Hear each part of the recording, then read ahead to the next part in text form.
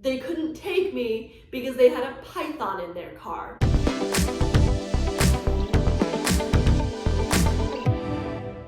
Hey guys, it's Hope. Welcome to my YouTube channel.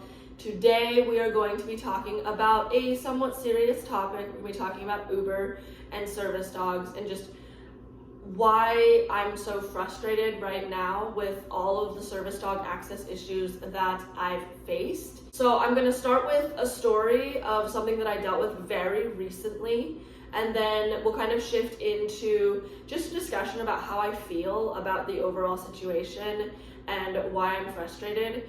And then thirdly, I hope to move into an area where we can explore a possible solution to hopefully cut back on these service dog access issues. So before we start the conversation, I really just want to remind everyone that this is a space for conversation, for community. I would love to have a conversation about what everyone thinks, how everyone feels about it. Keep it respectful, keep it peaceful. Let's have some constructive conversations in the comment section about this particular issue. So this happened about a couple of weeks ago. It's a Sunday morning. I have just finished church service and I need to get an Uber home. I am standing out in front of the church at 10:45. I call the first Uber and I send my customary message, which basically says, I will be bringing a guide dog. I have a blanket to protect your car from the dog, because he sheds a lot, and it's understandable that people want to keep their cars clean. So I respect that and I try to do the best that I can. So I bring a blanket for him. I tell them that I'm bringing the guide dog. And the last thing I add is I'm blind and could they please let me know when they get to me, or could they honk their horn or somehow let me know that they're here, because I won't be able to see them. I send the message and I'm waiting for the Uber to come, and they're approximately 8 minutes away or so. And I'm checking the message just to make sure that it was either received or read or something. And sure enough, the message turns from delivered to read, and within another 2 minutes, the driver cancels the ride. So then I get matched with this second driver. So again, I click into the messages section, I send the message, and I see that they've replied. So I check the reply and it says, okay, got it. So I'm like, okay, great, I've got a ride. And I'm looking at the screen, counting down the minutes of when they will be here. So it goes from like 12 to 11 to 10, and then it gets down to arriving now.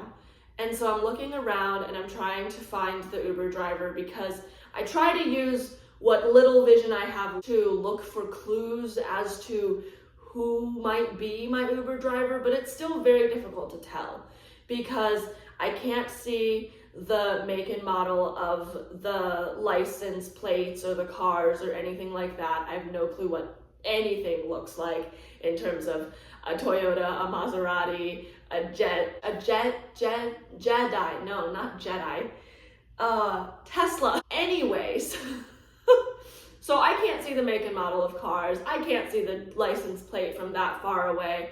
I don't know.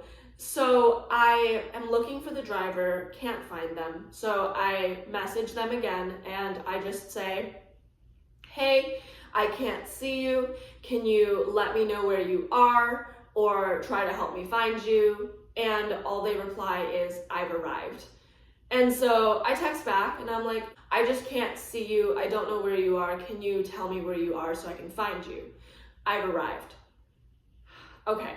So I go ahead and call them and they pick up the phone and they're like, hello? I'm like, hello? And they say, I'm here. Okay, well, where are you? I can't find you. I can't see you. I'm gonna start walking down the street and see if I can try to find you. Since I can't see you, will you let me know when you see me and my dog pass your car? Oh, well, you have a dog? Yes, he's my service animal. Oh, I'm so sorry. I can't take dogs. I can't take dogs. So at that point, I decide that it's not worth it to argue the law on the phone with someone that at this point I can't even find anyways. So I decide to go ahead and just say, okay, bye, thank you, just hang up. And then I am watching the app because I still need to get myself home. And so I'm watching the app and I'm seeing that this driver is not canceling the ride. And I don't know if at this point they can't cancel. I don't know how Uber works on the driver end. Because they were already there and the app was saying that they've arrived, I don't know if they can cancel at this point. So I am waiting for the driver to cancel and they never do. So I decide, I need a ride. Let me see if I can try again. But in order to try again, I have to cancel this other ride, this second driver. So I cancel the ride and I try one more time and I get a driver and I send them the message and they reply with, I can't pick up dogs. And so I just send a message back and I'm like, okay, then can you cancel? Because if I cancel, I'm going to get a fee. And so he responds, I can't cancel. Well, I've seen other drivers do it. I need you to cancel so that I don't incur a fee, please. So I send that message and then he responds back, oh, well, you can cancel now and not be charged a fee. I can't cancel from my end. And at this point, I'm just done. So I'm like, okay, fine. So I cancel that ride and I did not get charged a fee that time. So all of this has taken about half an hour to go down. It's about 11:15, 11:20 when this all ends.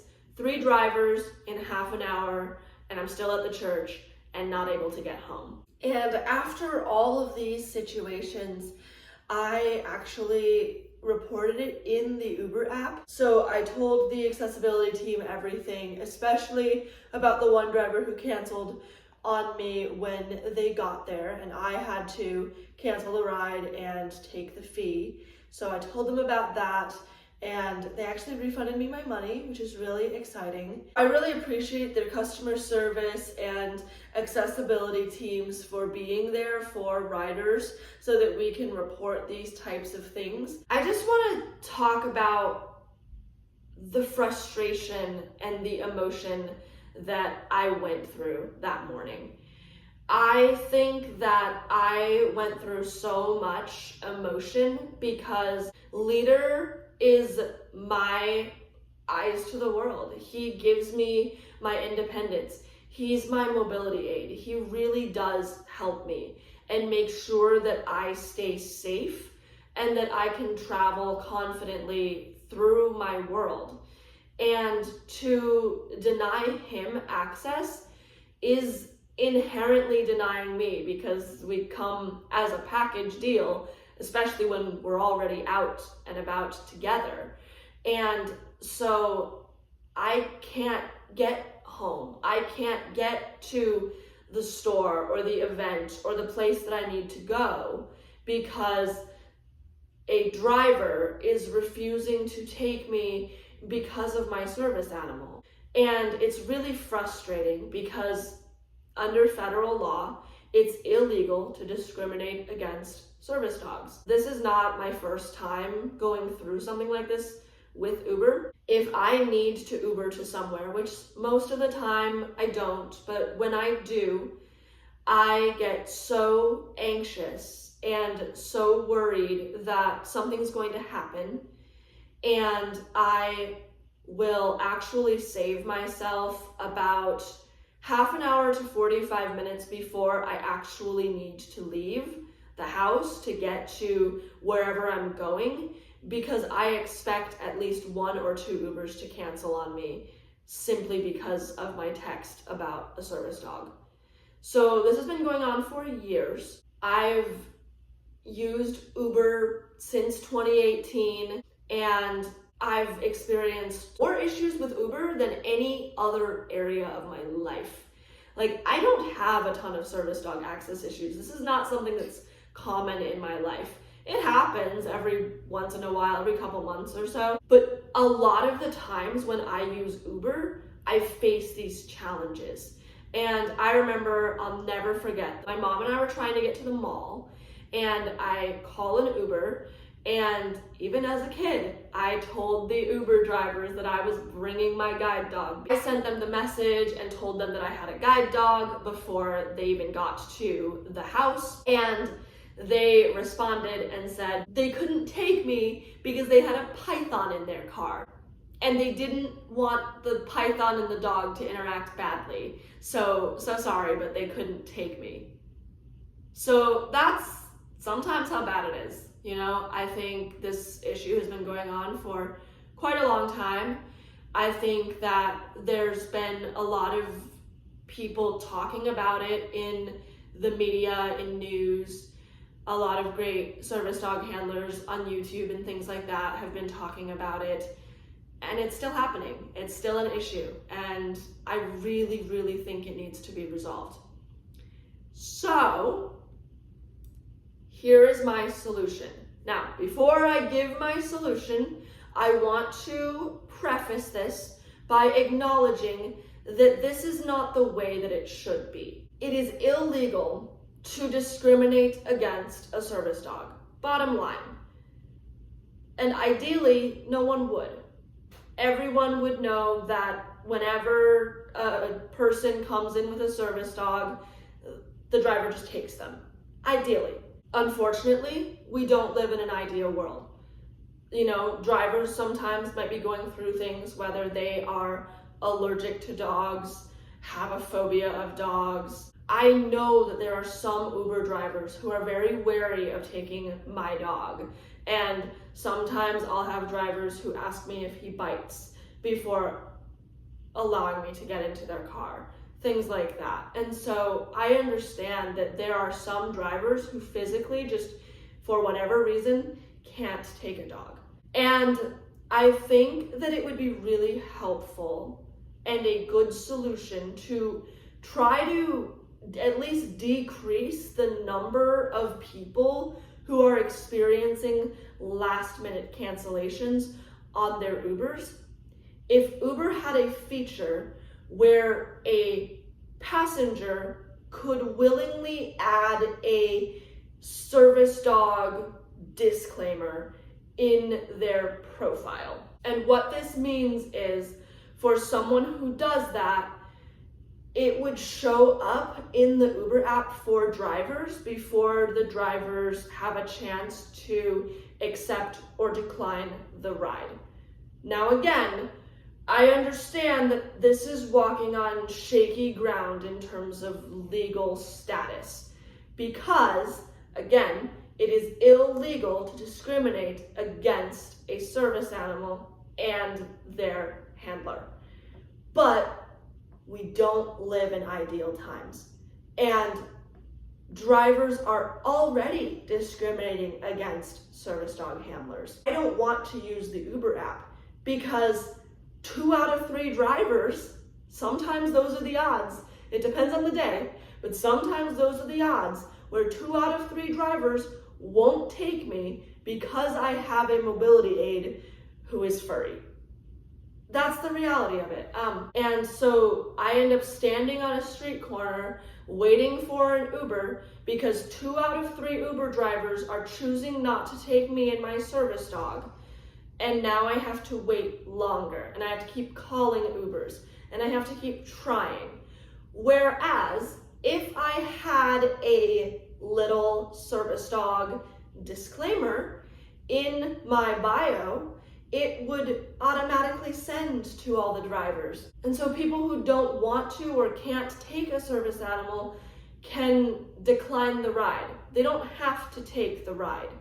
And at this point in my life, and at this stage of my service dog journey, where I have been using and working with my guide dog for 6 years, he is my first guide dog.